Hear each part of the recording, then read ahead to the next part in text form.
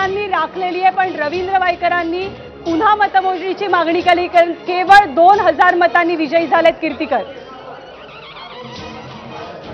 विश्वजित कदम सध्या बोलतात. सांगलीच्या लोकसभेच्या जनतेने निकाल दिलेला आहे आणि आज काँग्रेस पक्षाच्या विचारधारेला मानणारे जे आमचे सहयोगी माझे सहकारी विशाल पाटील आहेत त्यांना सांगलीच्या जनतेने इथं निवडून दिलेलं आहे. ज्या पद्धतीनं टीकास्त्र झालं, महाविकास आघाडीनं अगदी शेवटपर्यंत आणून धरला विषय आणि त्यानंतर जे राजकारण झालं आणि त्यामध्ये तुम्ही शेवटी खंबीरपणे उभं राहण्याची भूमिका घेतली, नेमकं चित्र तुम्हाला काय शेवटच्या क्षणी दिसलं होतं? हाच विजयाचा चित्र तुम्हाला दिसलं होतं?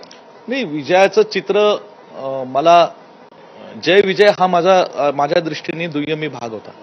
माझ्या दृष्टीने हे महत्वाचं होतं की इथं काँग्रेस पक्षाचा विचार टिकला पाहिजे आणि जो शब्द मी विशाल पाटलांना दिला होता की कुठल्याही परिस्थितीत सांगली जिल्ह्याच्या राजकारणात आपण सोबत राहू, मी तुमच्या पाठीशी खंबीरपणे उभा राहील आणि माझ्या शब्दाला मान राखण्याकरता सांगलीच्या कार्यकर्त्यांनी तमाम नेत्यांनी मला मोठ्या पद्धतीने साथ दिली. आज माझ्याकडे इथं विक्रम सावंत आहेत, पृथ्वीराजजी पाटील आहेत, जयश्री वहिनी विष्णू अण्णा भवनला थांबलेला आहेत, तिथं जितेश कदम आहेत, सगळी मंडळी आणि तमाम कार्यकर्ते, मोठ्या कार्यकर्त्यांची लोकांमधनं उठाव झालेला होता. ज्या पद्धतीने सांगलीचं तिकीट हे हिसकावून घेतलं, ज्या पद्धतीने इथलं कट कारस्थान सांगलीच्या तिकिटाबाबतीत झालं आणि म्हणून लोकांच्या मनामध्ये एक मोठी चीड होती आणि त्या दृष्टीने एक उठाव झाला जनतेचा आणि त्या उठावामध्ये एक त्यांना जो आवाज हवा होता तो आवाज म्हणून मी त्या ठिकाणी काम करत होतो आणि त्या ठिकाणी आज लोकांनी आम्हाला खूप चांगला प्रतिसाद दिला.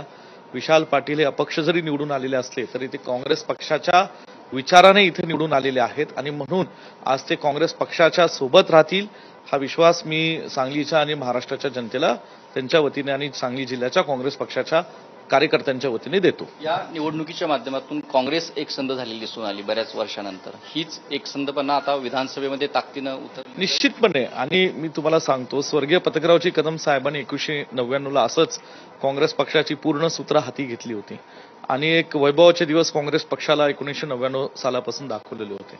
आज पुन्हा एकदा तो काळ काँग्रेस पक्षाला सांगली जिल्ह्याला या ठिकाणी कार्यकर्त्यांना पाहायला मिळतोय. त्याची सुरुवात ताकदीने मजबूतीने झालेली आहे. येणाऱ्या विधानसभा फक्त 3-4 महिन्याच्या कालावधीत आहे आणि या निकालाचा निश्चितपणे एक चांगला असा परिणाम विधानसभेवर होईल, महाराष्ट्राच्या विधानसभेवर होईल. जो देशात इंडिया अलायन्स आणि महाविकास आघाडीचा जो काय परिणाम महाराष्ट्रात निकाल लागलेला आहे, सांगली जिल्ह्याचाही निकालाचा परिणाम चांगला होईल असा मला खात्रीने विश्वास आहे. इकडे ही लोकसभेची निवडणूक मांडली जात होती, मात्र दुसरीकडे जिल्हा कुणाकडं अशा दृष्टीने एक निवडणूक गाजली गेली.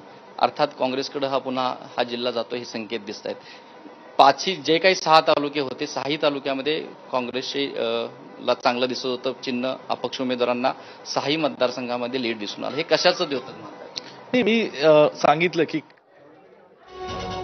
तर आताची सर्वात मोठी बातमी, नितीश कुमार एनडीए मध्येच राहणार. मगाशी शरद पवारांना सुद्धा या बाबतीतला प्रश्न विचारला गेला की शरद पवारांनी नितीश कुमारांना फोन केलाय का, तर शरद पवारांनी वृत्त नाकारलं होतं.